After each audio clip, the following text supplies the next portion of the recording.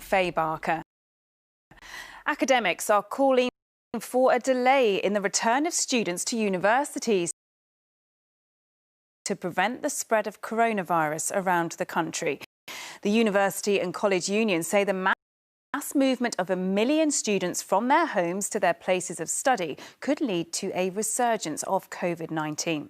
They're calling for university teaching to stay online until at least Christmas. Well, our political reporter Shihab Khan is with me now. So how much of a concern is this movement of students? Well, UCU, the union that you mentioned, they represent staff across universities in the country, and they think it's a really big concern. They're worried about those 1 million students that you speak about going to their university towns across the country and potentially carrying the virus with them. They're saying that this could be a recipe for disaster, that it could potentially do untold amounts of damage. Now, we spoke to them earlier this morning and they explained why they think that's the case.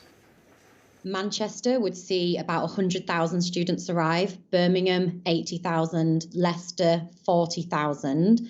There is currently no track and trace, so we don't know who might be moving out of a lockdown area into another lockdown area. There's no mandatory UK-wide testing when people arrive, and we think that this has the potential to, for universities to be transmission hotspots of COVID-19. Now, after A-level results were upgraded just a few weeks ago, there's thoughts and theories that we could have more students going to university this time round than ever before. Now, bear in mind, if you won't go to university, you might go get a job or you might go travelling. That's more difficult now because of the pandemic. So more students at universities means it could be harder to socially distance. Now, universities are saying they're doing everything they can to make sure that their institutions are COVID secure, and they're looking forward to welcoming students back in a few weeks' time. OK, Shihab, thank you. A man has been shot and killed amid continuing Black Lives Matter protests in the United States.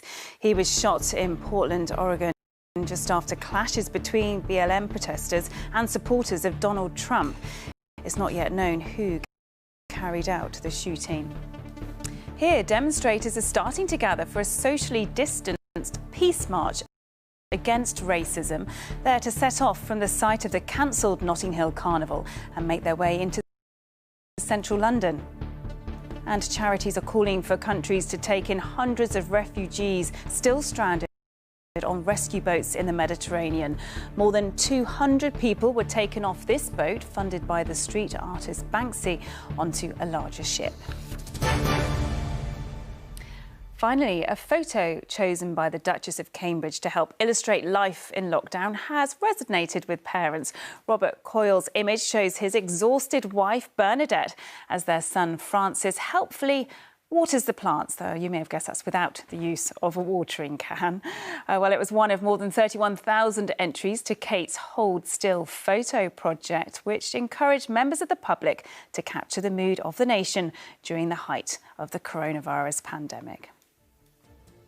That is it. We're back with the evening news at 5:10 tonight. But for now, do have a good afternoon. Bye-bye.